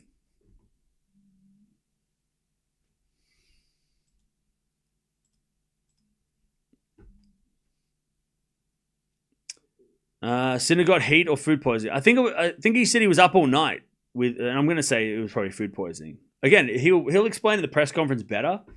But yeah.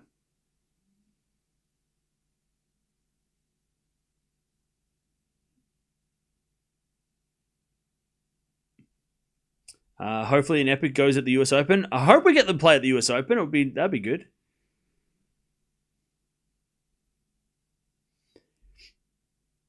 God, Chad. This is what's so hard. Is because we can't analyze this match. There's nothing The only thing we can say about this match is how good Alcaraz looked at the start. When, like, the way that Alcaraz started this match, and yeah, okay, you could always say, like, oh, well, that's because Sinner wasn't 100%. Okay. But the way that Alcaraz played the 5 games that he played, and we saw him when he played Djokovic, who was not 100%. We saw how he gave away games and he was like a little bit sloppy at the start of the year. The fact that Alcaraz could see that Sinner wasn't 100%, but played like he was anyway, that's good for Alcaraz. So that's a positive for Alcaraz. Like he came out here and was like, and he did the same against Zverev, right? He didn't give back the match to Zverev. Yeah, he got broken in the second, but when he saw that Zverev was fatigued, he didn't lose the second set and then get to a third like he had done, unfortunately, against Djokovic at the start of the year. And in other times when he's played guys that look a little bit sloppy and then he'll drop his level. He played at the first few points, he was up here. And even though Sinner wasn't, he stayed up there for the entire 5 games. So that's a good thing for Alcaraz. That's a credit to him because usually he doesn't play like that. Sometimes he gives it up.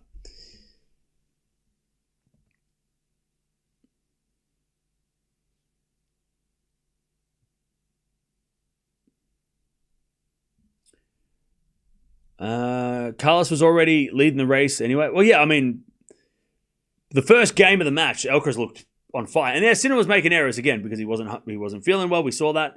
We know that now. But yeah, Alcaraz did exactly what he needed to do. And then, you know, he didn't let Sinner get comfortable in the set. He wasn't charitable, Alcaraz, today, which is exactly what you need to be when Sinner chose to come out on court. Alcaraz doesn't need to play nice. You know, he should be playing as if Sinner's not, as if Sinner's fine. Like, there's no point. Because again, that's something that we've seen Alcaraz do. You know, his opponent will be injured, and he'll sometimes just like, okay, I'll take it easy then. So it's good. That was a good thing for Alcaraz that he went, you know what? I don't know what's going on with you, but I'm going to do this thing. I'm going to play like I'm like playing you at Wimbledon again, you know?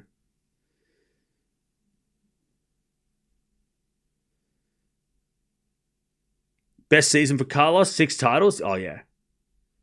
Yeah. Again, it's well, I don't want to like get too much into like, you know, I don't want the Sinner fans to think I'm praising Alcaraz as if like this is because even Alcaraz is not treating this as a real win, right? He's happy to win, but he's not like celebrating. I don't want to celebrate Alcaraz for winning Cincinnati. I've already talked about how like he's added this to his cabinet and he's ticked another box, but I don't want to get into like, you know, this means that he's done it. It's like, let's wait until he wins the next one and then we can celebrate that when he wins it. It just feels weird to kind of like, I'm taking a page of Alcaraz's book. I wouldn't be celebrating this outwardly. Just be like, okay, good win. Let's a little fist bump and then move on, right? Because we respect that Sinner wasn't up to it, wasn't up there. Just woke up. What happened? Sinner was ill, was sick. Here's a thought: if the final was yesterday, could have been a different match. Yeah, maybe. Yeah. See, the thing is, chat, and I don't hate talking about it because I talk about it all the time. I like it. 10-day Masters, 12-day Masters, 2-week 1000s. The more days you add, the more likely something's bad's gonna happen. You're either gonna get injured in the days off. You got more time at the tour. Like if you got 1 week on, 1 week off, like a 1 week Masters, and then 1 week of going home. When you're at home, you're not. Maybe you get food poisoning. Maybe you do get sick. But that week at home, you're actually relaxing. But when you got 2-week Masters or 10-day Masters, you're at the tournament every single day, all the time until the final. You never switch off mentally. You're there all the time, but also physically, you're there all the time. You have to train. You're doing this. You're doing that, but you're not in your dojo, right? You're not at home where you can do all that stuff. Or you're not in your gym at home, right? You're doing this at the tournament. So the more days we have of these things, the chances of bad things happening, go up. You know. Not saying that the reason why Sinner got sick was because of a 10-day Masters. I'm not saying that. I mean, that's a stretch, but still. We saw it with Sinner last year when he had to, what tournament? Was it Rome? I know, Madrid. He got injured in Madrid because he was doing a training day between 2 matches and he got injured in that training day. And then he had to withdraw and then luckily got back for the French. But again, the longer these tournaments are, the harder they're going to be, not just because the players have to play more matches, but they have to be there longer. You know, he has to be in Cincinnati for 10 days straight. That wouldn't have happened last year. That didn't happen last year. You know? No, Sinner will play the US Open. I don't think this is going to be a week-long illness. I think he's just going to be sick for the next couple of days. You know, he's going to rest, recover. I don't think he plays the mixed, and then he'll come back and he'll be fine for the US Open. Yeah, 10 days in 90 degrees as well. Yeah.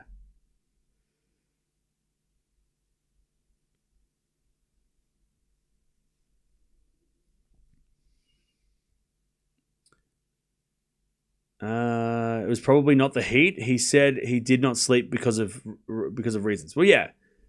Well, yeah, I don't think it was the heat. I think he probably got sick, and then it caused him to stay up all night. Maybe he was physically sick.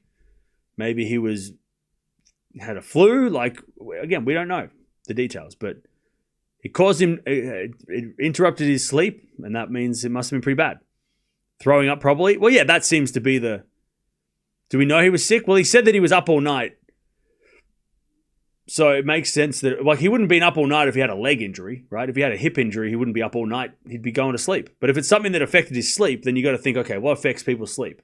Throwing up, being physically sick, food poisoning, having to go to the bathroom every 5 seconds because you're sick, right? Those are the things that, having migraines or whatever it is. Like, those are the things that keep you up all night, not.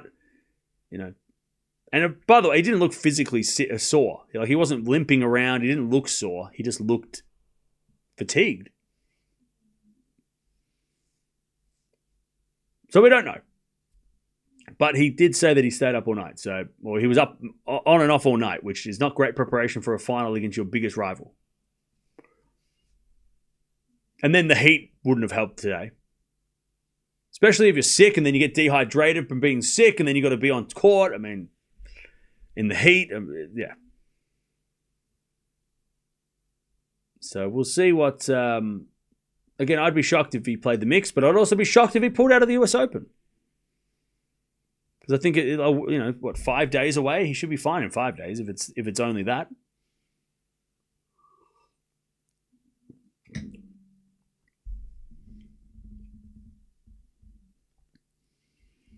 People are already pointing at the Tennis Channel cake. Yeah, Cake Gate. Like, 2, because last year was a different reason.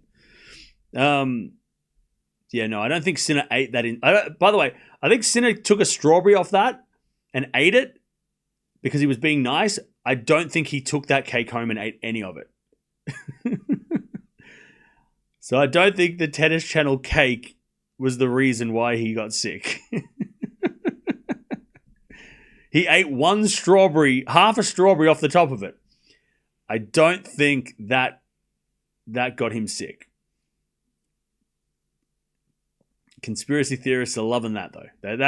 What a great theory. What a great, funny theory that is. What a funny theory.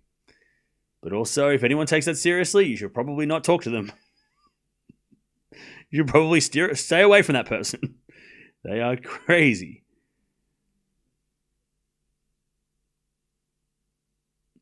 All right.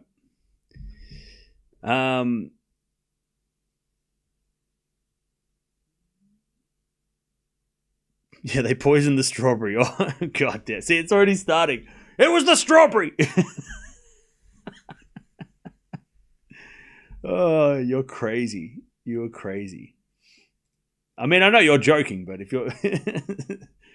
Hey, he's right. It was a strawberry.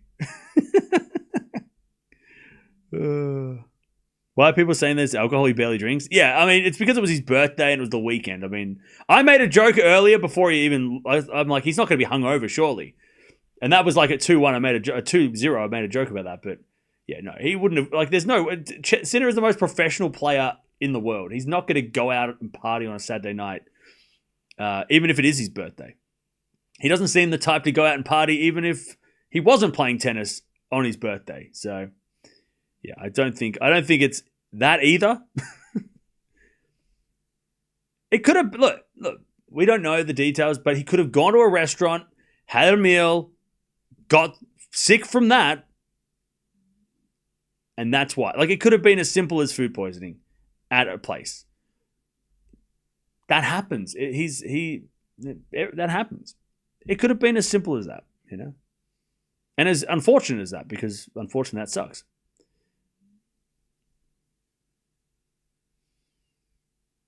The Pokemon card was cursed. Oh my God. I mean, at least we're all making jokes. It's funny to, I know you're all joking, right? Right? I mean, it's all fun jokes, right? No one's taking that seriously, right? Jesus. Do you think Carlos will be number one at the end of the year? No, I still think it's going to be Sinner, but yeah. Are we joking? Well, I think most people are joking, I hope.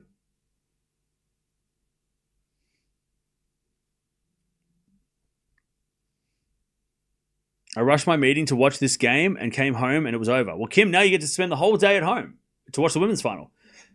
But yeah, what a shame. Such a shame. But this happened. Chat, this is sports. Things happen. These things happen. I don't know what we make of this. If we credit Alcaraz for the 5 games that he won, but it's really, we can't analyze this match and say that this was either I don't think Alcaraz is even going to look at this match and say, yeah, I feel like I broke that, like I broke the streak that he was starting, like I got revenge. Like, I don't know what, we can't make anything out of this because Sinner wasn't himself and Alcaraz is not going to take this as a win. So it really is just we're going to see the play again. And that will be the rematch from Wimbledon because this didn't count. Like, it doesn't really count. It's a moral victory and maybe again, how does Alcaraz take any confidence when he's like, well, he wasn't playing like he was at Wimbledon, so how do I say that, oh yeah, I feel so much better now? Like, how do you take anything out of this? Yeah, you can't take anything out. Exactly. And Sinner's not going to be like, oh man, he beat me again. Oh, like he's going to be like, I wasn't feeling well. Like, there's nothing we could do. There's no analysis of this match. Sinner was sick. Alcaraz looked good. He retired, and then that was it. Like, we can't, and if you do analyze it, if you do want to get in this and this, and it's like the tactics weren't there because Sinner wasn't good. Like, there's nothing we can talk about. Yeah, this is a push, exactly. It's as close to a walkover as it's going to get. Like, Sinner could have retired, walked, come out and said, I'm not playing the final, and it would have been the same. We would have still known nothing. 5 games. Like I said, the only thing we could take out of it is that Alcaraz, against an opponent who was definitely feeling bad or something was going on, he didn't give them any chat. He didn't lower his level. He came out there like Sinner was playing and looking himself. So that's the only thing I could take out of that is that Alcaraz, for 5 games, we don't know what would have happened in the second set because we all know what happens sometimes with Alcaraz in the second set. But we could all say that at least for the 5 games that Alcaraz played, he was switched on and ready. And nothing was changing even if the other guy wasn't looking at himself. So that's the only thing I could take out of it. But what would have happened in the second set if Sinner was well enough to keep going? Would Alcaraz have been able to keep the foot down, or would Alcaraz have been a little bit? We don't know. We have to wait and see them play again. They have to play again. We need this match to be. We need a rematch now, tomorrow. Play tomorrow. Play again tomorrow, please. Just reschedule the final tomorrow. Rematch. Why minimize Carlos's accomplishments at all? Okay. Just like Sinner didn't take the match as a win against Dimitrov. Yeah, exactly. Yeah. But that was different though, because we took a lot of things that before Dimitrov got injured, there was a lot of things that we were looking at going, oh my God, what if somebody else can look at that match and go, well, if I can do this against him like Dimitrov did, then maybe I could beat Sinner. Whereas this is like, this doesn't show us how to beat Sinner. Like, we can't take anything out of this, like, because again, Sinner from the start was not good. So it's like, okay. So like my best chance against Jannik Sinner is, if I'm sick, if he's sick. Well, that's like, how the hell am I supposed to do that? How am I supposed to how am I supposed to know if he's going to be sick? Like, there's nothing we could take out of it. You have to wait a few weeks and they'll play in the final. Yes! Yeah, they're in the US Open final. I remember. Yes. They always play the final when they play the same tournament. Let's go. We just have to wait 3 weeks and they'll play in the US Open. That's easy. Easy. Yes, I totally forgot that's guaranteed. Let's go. Book it in. US Open final. We'll get the rematch in 3 weeks. Let's go. If it happens, remember this. This when I was making fun of it. By the way, we're almost at 1,000 likes as well. Thank you for that. Appreciate it. We've got a couple of hours to the women's final, so that's what we're stalling for. Carlos is going to complete the career Grand Slam at the Australian Open next year. I hope so. That'd be so awesome. We know one thing for sure: poison Sinner for the win. Good tactic. Yeah, I don't think anyone poisoned him. That's definitely not what happened. I thought I was joining the chat at an epic 3-setter. I know, right? But hey, they can't all be epic. What's Sinner's illness specifically? Please enlighten me. Well, I'm not a doctor, so I don't know.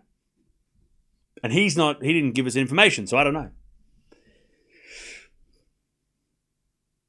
So, specifically, no clue.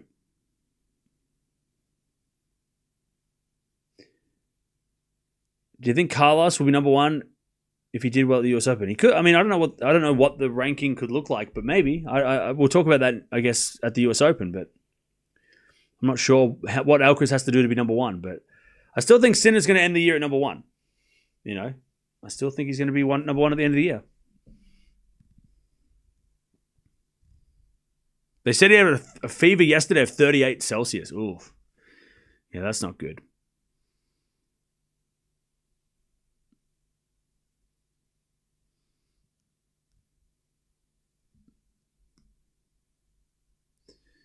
Do you know why Zverev was ill? Yeah, I'm not sure what happened with Zverev either. I don't think he gave any insights. So yeah, not sure what happened with him either. Now remember, chat, we're going to get a lot of information. Maybe not today. You know, maybe Sinner doesn't give out too much information of what's going on because he's still he's still feeling like shit. But when they do the press conferences for the US Open next week, I'm sure these questions are going to be asked, right? How are you feeling after Cincinnati? What happened at Cincinnati? And then I'm sure we might not get answers today about Jannik Sinner's, what he's been going through today. And same with Zverev. I don't know if we got answers yesterday. Did he say anything? But we probably will get answers later in the week when they do the pre-US Open stuff. Because the press will ask them, what happened at Cincinnati? Why were you feeling like shit? And then he'll probably maybe give some answers. No excuses. Alcaraz won and Sinner lost. That's life. Technically, he didn't win. But he got the trophy, yes. And I'm sure that, by the way, if you are an Alcaraz fan, and you're getting angry that we're not throwing a parade, take a book out of his page. Did you see Alcaraz fall to his knees when Sinner retired and kiss the ground and do a flip? No. So just take a page out of Alcaraz's book and just know that everything we're talking about with Sinner is out of respect for Sinner. And that Alcaraz wouldn't want us to be like, well, Sinner was sick, too bad. Yay, Alcaraz, let's go. He's not doing that. Let's just take a page out of his book. Don't celebrate. It's not worth the celebration. Yeah, it's a great achievement. He won Cincinnati. He can tick the box. He won a big trophy. But that's about it. Alcaraz isn't going out there celebrating. So again, there's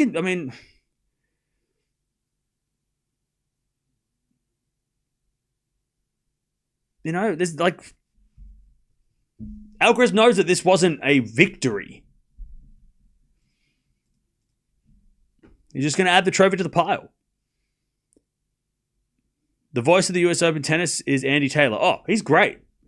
He's always there, and he seems to know, he seems to have rapport with the players, which is always fun.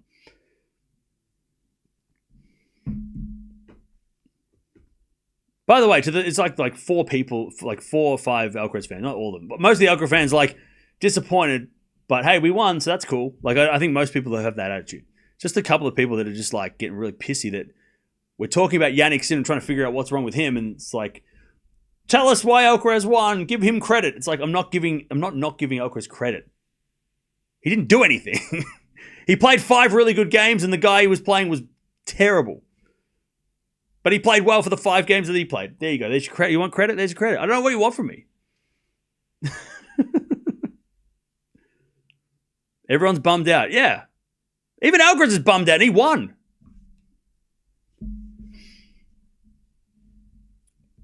Carlos is a classy guy, but some of us saying, why didn't this happen at Wimbledon? Because Sinner wasn't sick at Wimbledon.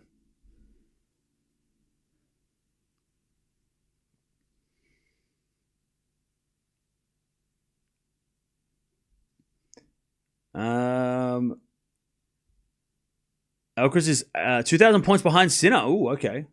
Interesting.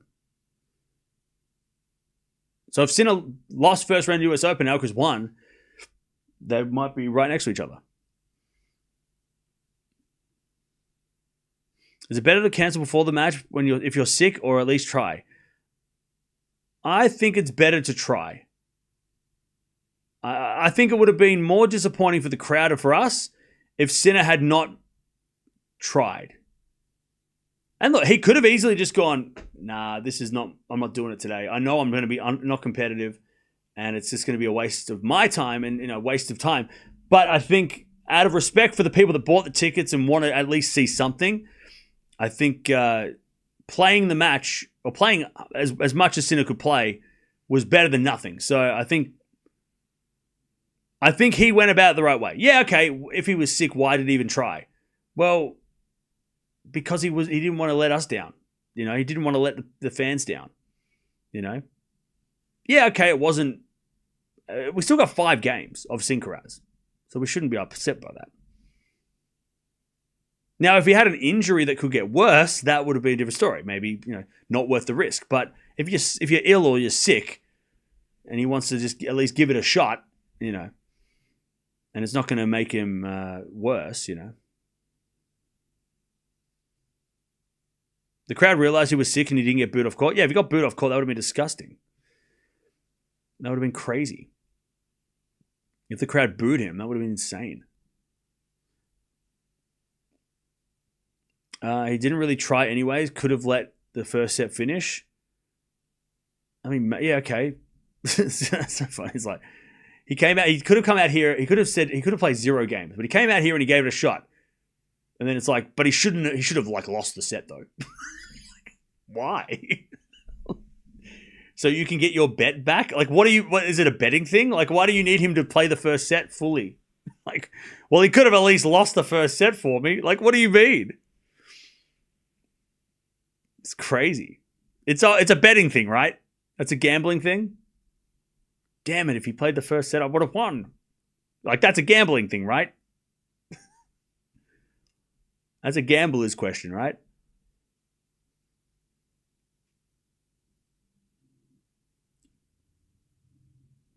Cam, is there going to be a 1,000 Saudi Arabia? Apparently, yeah. Apparently there is. Betting forums on Meltdown? Yeah. Well, I can't help them. All those people who lost out on first set win. Well, I mean, that's sports. It happens. I don't think Sinner is the type to retire for no reason. Oh, yeah, 100%. There was a reason. We saw the reason. I mean, we talked about it in like the first game of the match. We literally looked terrible from the first, second, third point. Sinner didn't look like himself from the start. It wasn't just like he was faking it and then all of a sudden he looked bad when he was down 3-4 love. It was like, no, he looked bad from the start. Sinner looked bad from the second point. He didn't look himself for some reason. It was like, something's wrong.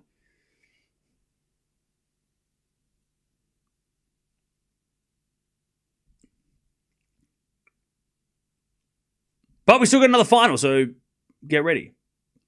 Some people sometimes forget that tennis players are human. Yeah, but I mean, people dehumanize celebrities and athletes all the time because they do things that we can't do, so that's unrelatable.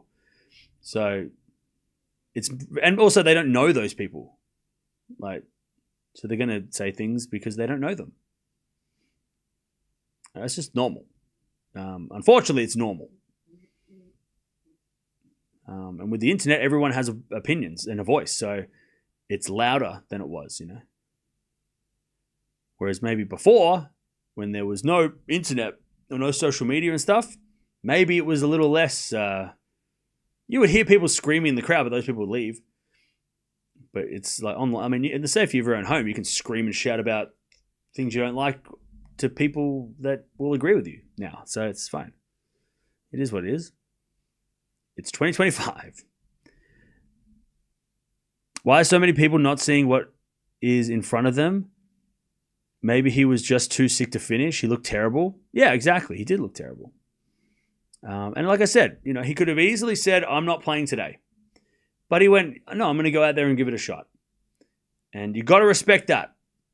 He gave us 5 games. Better than none. Better than 0. Better than 0. And if you're not happy with those 5 games, then it could have been 0 games.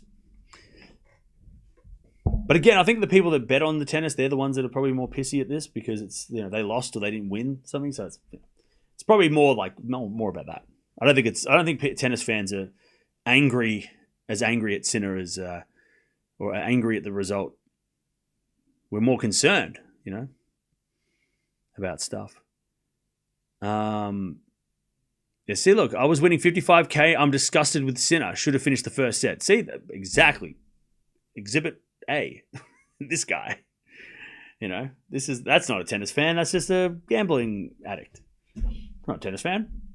He's just a guy that watches tennis for money. Or watches tennis for the hope of getting money. That's not a tennis fan.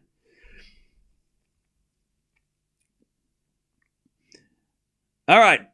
Now, women's final coming up in like an hour and a half. We've wasted 30 minutes of yapping, so that's good. So jump on over here. Talk amongst yourselves. We'll be back to watch the women's final. Paolini taking on Swiatek. Hopefully it's going to be good. The matches they've played in the past, one of them's been 3 sets, but the other ones have been Swiatek easily. So let's see what Paolini can do. And if she can come out here and get another Masters. She's won one already this year. She beat Gauff to win it there, and she's beaten Gauff already this week. So hopefully we can see a competitive final on the women's side. But unfortunately, Jannik Sinner, not 100%, comes out here, gives it a try, but it wasn't enough, and Alcaraz was switched on from the start. He was locked in, even though he probably knew that Sinner wasn't looking his best. He didn't care. He put 5 games on, and then that was enough to get him the trophy. He wins the title. He wins his first Cincinnati, and we'll see if they play the mixed doubles tomorrow. I'm sure Alcaraz will, but will Sinner play the mixed doubles tomorrow? That'll be the question we find out over the next couple of hours. But women's final, couple hours. I'll see you now. See you then. Later.